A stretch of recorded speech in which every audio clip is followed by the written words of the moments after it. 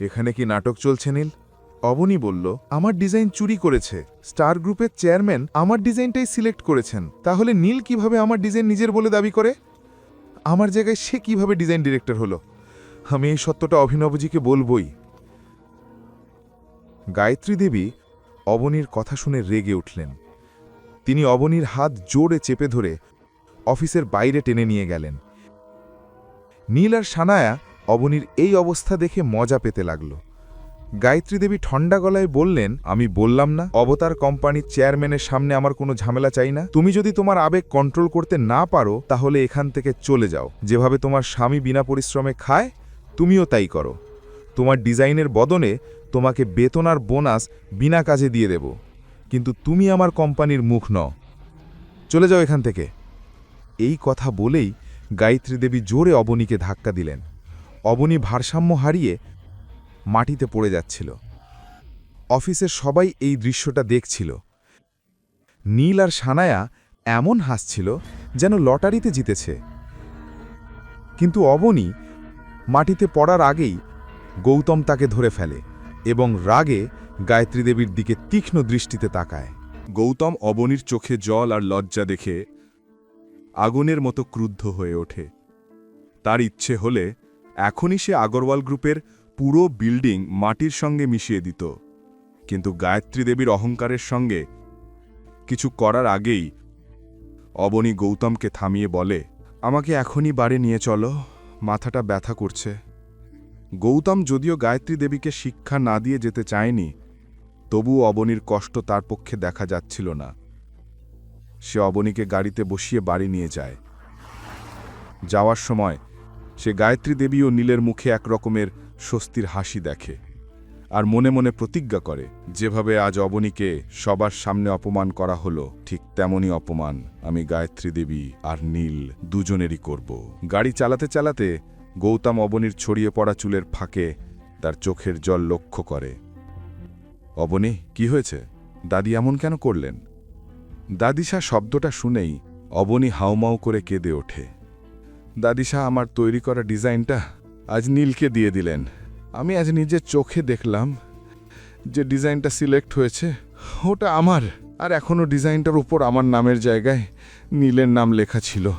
কিন্তু যখন আমি দাদির কাছে এই বিষয়ে জানতে চাইলাম, তিনি উল্টে আমাকে হুমকি দিলেন। আমি কখনো ভাবিনি যে দাদি এমন নিচু কাজ করবেন। কে এই সবের পেছনে দাদিশার হাত আছে? আর নীল কি তার আড়ালে এইসব করছে? গৌতমের রাগ চরমে উঠেছিল। সে ঠিক তখনই অভিনবকে ফোন করতে যাচ্ছিল, কিন্তু পর মুহূর্তেই নিজেকে থামিয়ে দেয়। অন্যদিকে অবনী চায়নি গীতা আর অনিল এই কথা জেনে চিন্তা করুক। এই ভেবে সে চোখের জল মুছে নেয় আর দুজনে একসঙ্গে বাড়ির ভেতরে ঢোকে।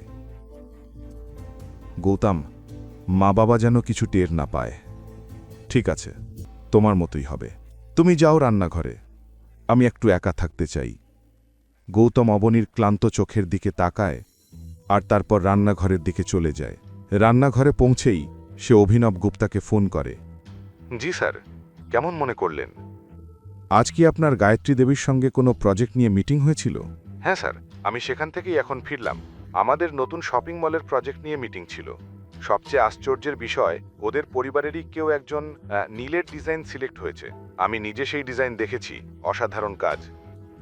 ওই ডিজাইন অনুযায়ী মল তৈরি হলে যোধপুরে আলোড়ন পড়ে যাবে।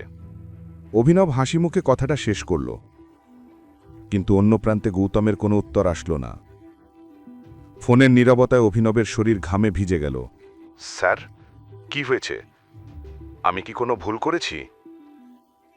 গৌতম কঠিন গলায় বলল, মিস্টার অভিনব, আপনি এত অবহেলা কিভাবে করতে পারলেন? টেস্ট ডিজাইনে নীল আগারওয়ালের নাম লেখা আছে। ওটা আমার স্ত্রী অবনী তৈরি করেছে। ও সরি স্যার, আমার এ ব্যাপারে কোনো ধারণা ছিল না। আপনি নিশ্চিন্ত থাকুন, আমি এখনই গায়ত্রী দেবী ও নীল আগারওয়ালের সঙ্গে কথা বলবো। গায়ত্রী দেবী আর নীলের জন্যই আজ আমার স্ত্রীর চোখে জল। আমি এই অবহেলা কোনোভাবেই সহ্য করব না। ওদের পাশাপাশি যারা যারা এতে জড়িত তাদের সবাইকে যত দ্রুত সম্ভব খুঁজে বের করুন। জি স্যার, চিন্তা করবেন না, এরা কেউই আর বাঁচবে না। ঠিক তাই হওয়া উচিত। এখন কি করতে হবে আমি আপনাকে কাল সকালে ফোন করে জানাবো। জি স্যার। এই কথা শুনে গৌতম ফোন কেটে দেয় আর জানালার বাইরে তাকিয়ে থাকে রাগে ফুঁসতে ফুঁসতে। তার চোখে তখন আগুনের প্রতিশোধের আগুন জ্বলছিল। গায়ত্রী দেবী, এখন দেখো আমি কি করি। এখন আর সহ্য হবে না তোমার ইচ্ছে মতো চলা। অবনীর চোখে যে জল এসেছে তার দাম তোমাকে দিতেই হবে। পরের কাহিনী জানতে দেখতে থাকুন পরবর্তী এপিসোডগুলো শুধুমাত্র পকেট এফএম ইউটিউব চ্যানেলে। আর রয়্যাল ওয়ারিশের সব এপিসোড শুনতে এখনই ডাউনলোড করুন পকেট এফএম অ্যাপ, লিংক দেওয়া আছে ডিসক্রিপশনে।